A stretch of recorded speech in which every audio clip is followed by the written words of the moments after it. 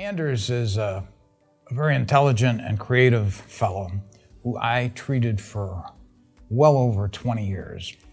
Over the years, I treated him with every possible antidepressant, and he would respond and he would improve a lot, but he was never at 100%. We finally did TMS, and at that time, his MADRS score was 28, which is moderately severe depression. And at 28, you can function perhaps and go to work, but it's a struggle. And then after the 7th treatment, his MADRS score was down to 14 instead of 28. He was 50% improved. And then we continued for a total of about 38 treatments, and then his score was 1, when a score of 6 and below was considered normal mood. So he really changed. It was quite dramatic. With my depression, it originally was thinking the way most people are, is like, is it something that needs talk therapy or whatever it is? And then there was a point at which I was feeling nothing negative is going on. So it has to be something physical. And that's what brought me to see a psychopharmacologist, to say, like, look, I don't think it has to do with anything personally that's going on, but it always feels like there's like a foot on my shoulder. And it was enough that it got in the way of focusing on my work. There was a loneliness that went with it, or that was the feeling of it. And then I went on medication for a number of years. But then there was a point at which it just stopped, the effects of it.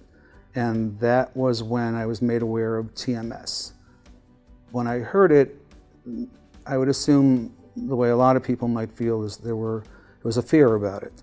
And then when I did it, it was just mildly uncomfortable only at the beginning, but very, very quickly you sort of adjust to it. So that I could be carrying on a conversation with the technician while it was going on for the half an hour that it was running. With the treatment, as it started to work, for me it was gradual, just noticing that it was lifting. Then I'd say 2/3 through, it really was where my wife was noticing, you seem lighter, you seem less oppressed by it. I was focused and I was productive, and I was more talkative, and just all the kind of things you might think that goes with depression. Piece by piece, those started kicking in. It wasn't like finally it hit the switch and everything was on, as much as I say through the treatment. It was piece by piece, it was sort of coming back. It's not like you're just keep going up and up, that you're artificially happy high. What it's doing is it's bringing you up to what's supposed to be what feels like a normal baseline. So a normal, healthy baseline. But by the end of it, it was saying this is completely gone.